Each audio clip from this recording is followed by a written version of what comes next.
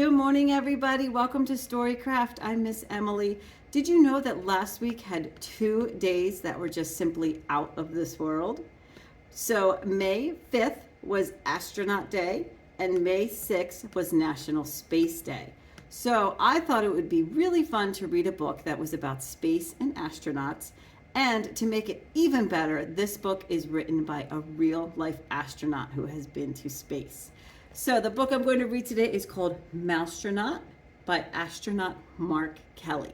And we're going to talk a little bit more about this story and Mark Kelly after we read the story. But let's find out about Mousetronaut. Mousetronaut, based on a partially true story by astronaut Mark Kelly and illustrated by C.F. Payne.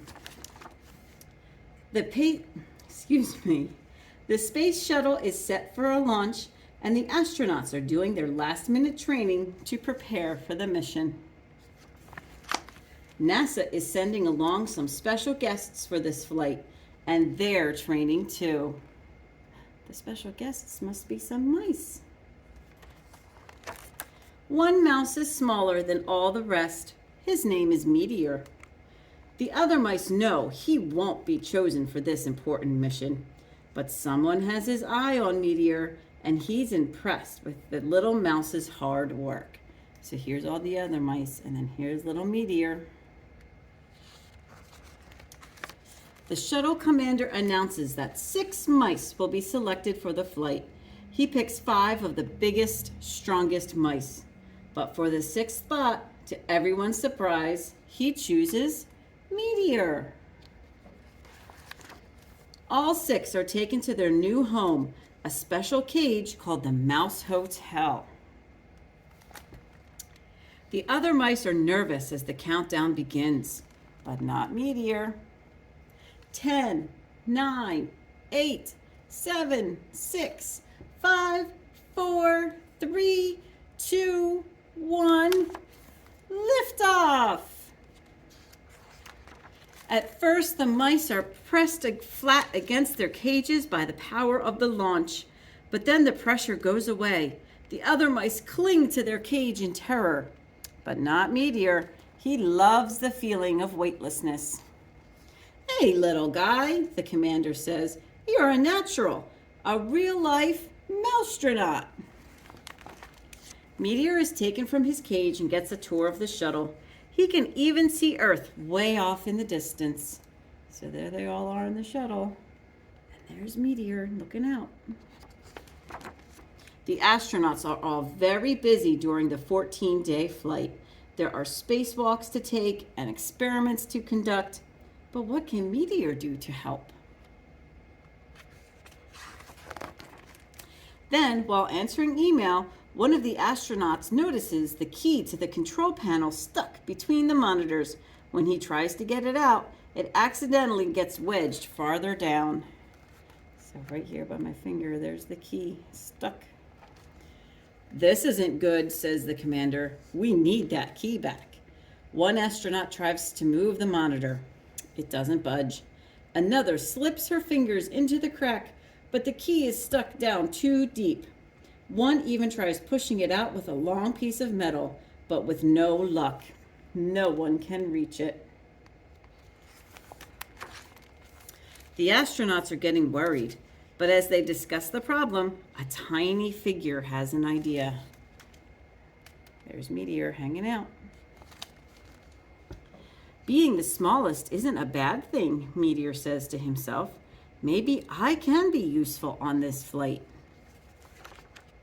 Meteor squeezes his way into the crack. The space is dark and cramped, but Meteor spots the key and tugs at it with all his might. So there he is, all wedged into the dark, and there's the key. Hey, look what our tiny friend has done, the commander says. He's saved the mission. Meteor got the key. When the shuttle returns to Earth, Meteor is declared a hero. He's even given a brand new uniform and an official title, Mousetronaut. There he is in his new uniform. All the astronauts cheer and applaud, but Meteor is already thinking about his next big mission. The end. What a cute story. So the real life astronaut Mark Kelly wrote a whole bunch of stuff in the back talking about this story. So I'm just going to read a little bit of this paragraph that talks about what part of this story is real and what part is made up.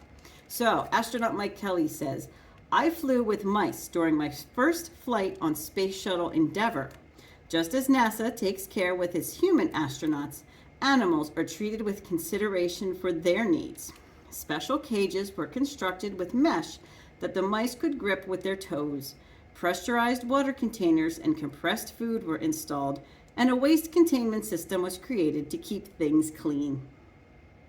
During my first flight in 2001, there were 18 mice on board. All of them, with one exception, clung to the inside of the mesh during the entire mission. One mouse, smaller than the rest, seemed to enjoy the experience and effortlessly floated around the cage. The story of Mousetronaut is inspired by that mission. We all watched him as he enjoyed the feeling of being weightless. I started to think about that mouse and what it would be like to have him as part of our crew. That real mouse stayed in the research cage through the mission, but he is what I based this story on. That experience is the partially true part of this story. So there really was a teeny mouse that got to go to space and really liked floating around in the zero gravity weightlessness. So how neat is that? So I thought, since this book is all about going to space, it would be really fun today to make a craft based around rocket ships. So I'm going to show you, whoa, my rocket ships are already flying away, how to make some really fun rocket ships. Let's go ahead and get started. Alrighty, so to make our fun rocket ship craft, we're only going to need a few things. Now, I do suggest making the body of your rocket ship with like a paper towel tube or a toilet paper tube, but can you guys believe we are actually out of paper towel tubes and toilet paper tubes here at the library? I couldn't believe it either. So I found a way to make my own tubes, and I'll show you how to do that just in case maybe you're out of toilet paper tubes at home as well. So either you'll get some toilet paper tubes or some kind of heavy duty, this is cardstock, so it's like a thicker, stronger paper. If you also maybe have some thin cardboard that you can cut and roll up, that would work as well. You'll need some construction paper. I happen to have some blue construction paper here. You can use whatever color you want. I have some orange tissue paper. That's what I use to make the flames coming out of the rocket engine here at the bottom. Again, if you don't have orange, you can use red or yellow, whatever color you would like. I have some markers to do some decorating, some scissors, some tape, and then if you want to get really creative, I also have some aluminum foil. So you can see I used aluminum foil to make the top of this rocket ship. I thought that would be really neat to have it sparkly. So I'll show you how to do that as well.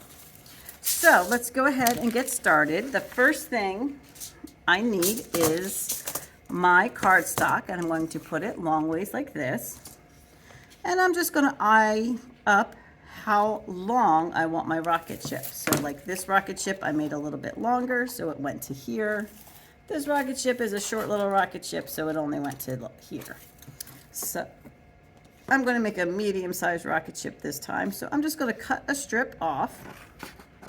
And you don't have to worry about this being perfectly straight, because we're going to hide this edge under the top of the rocket anyway. So I've got my strip. I'm going to roll it up, and depending on how big around I want my rocket ship to be will depend on where I tape it. So I'm going to put that flat edge, that was the edge of the paper, on the table and wrap it up so that it's all even. And I think I like it right about there. So now I'm going to take my tape. I'm just going to tape it there, and I like to wrap it around to help it stay. And then another piece here right along this seam. All right, so there's that. And like I said, we're uneven here, but don't worry about that. We're going to hide that. So the next thing we're going to do is make the top of the rocket ship. This one is just out of construction paper. This one is out of tin foil. I'll show you how to do both. It's basically the same process for each one, just with different material. So if you wanted to do one with the aluminum foil, you just get a piece of aluminum foil. And you want the circle to be a little bit bigger than the circle of your tube. So I'm just going to draw a circle. And while I'm here, I'm going to get my construction paper out. And I'm going to draw a circle here as well. It doesn't have to be perfect. We're going to fold this up. So then you need your scissors.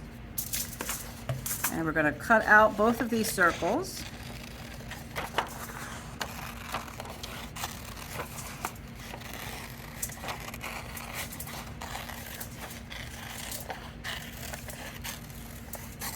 So there's one circle. And then I'm going to cut this circle out. Tinfoil is kind of weird to cut. It likes to move a lot and it makes a ton of noise as you move it around. So like that. That'll help me cut this piece better. It's not so much extra now.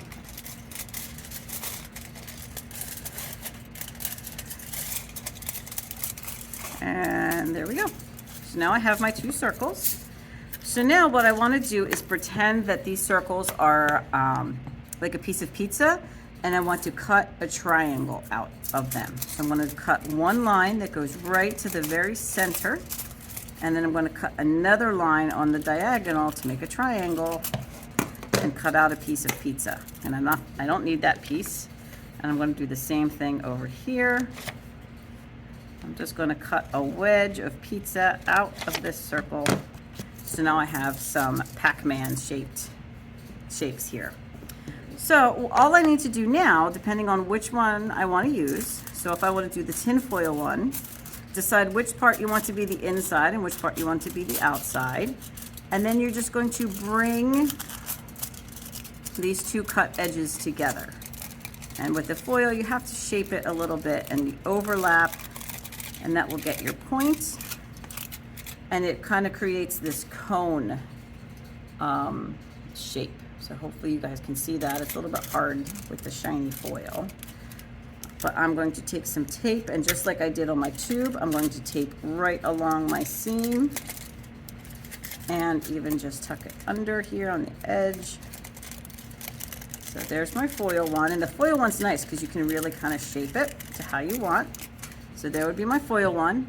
If I wanted to do a construction paper one, again, I fold it and overlap it until I get the shape that I want. I like that, so I'm going to fold it down there.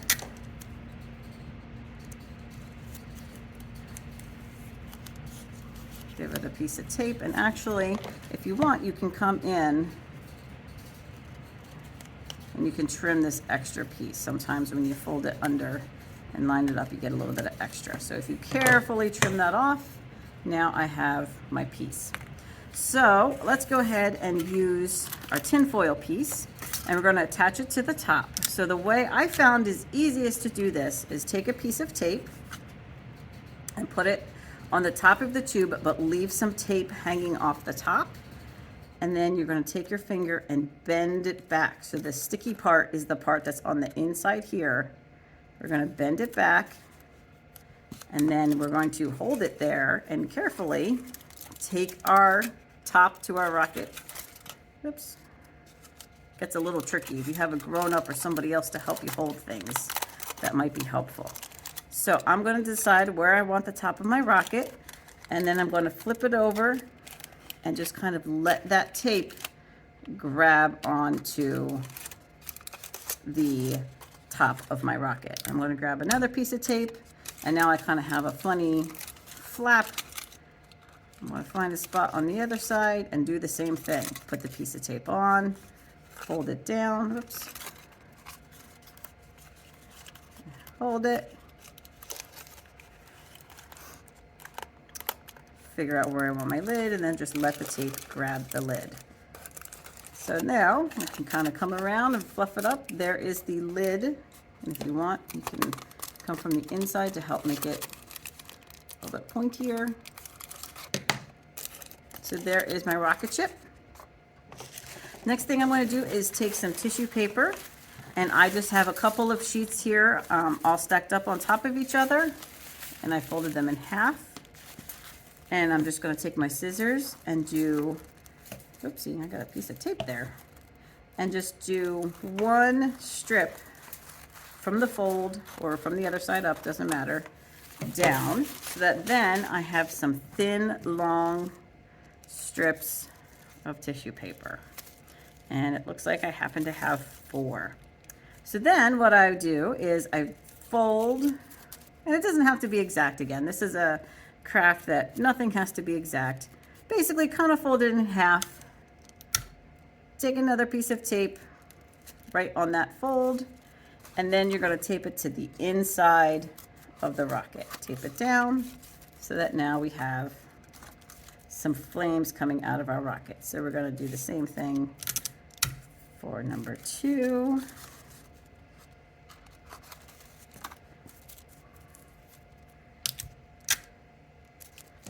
And I'm just putting them all around the bottom edge of the rocket. So it looks like they're coming out of the whole bottom. And then my last piece of tape. And I'm going to wedge that right in there.